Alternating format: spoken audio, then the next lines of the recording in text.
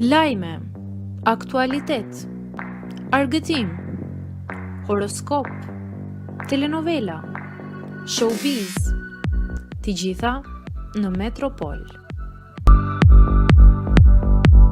Bëni subscribe në faqen Metropol. Këngëtarja e njohur shqiptare pëson aksident të rënd me makinë. Ja si është gjendja e saj. Genta Ismaili, një nga emrat më të njohur në skenën muzikore shqiptare, falë zërit të fuqishëm dhe stilit të veçantë, ka arritur të fitojë zemrat e shumë adhuruesve. Megjithatë, Genta ka pasur një periudhë të gjatë pa aktivitet pas lindjes së dy binjakëve të saj. Ajo vendosi të përkushtohet familjes derisa fëmijët të rriten më shumë.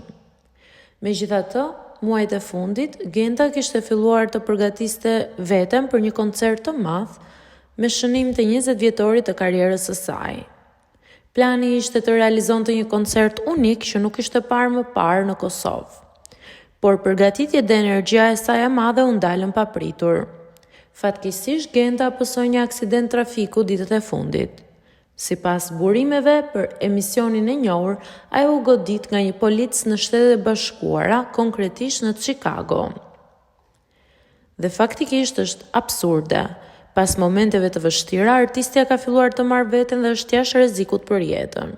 Megjithatë, ky aksident e ka ndalur atë në realizimin e koncertit të saj.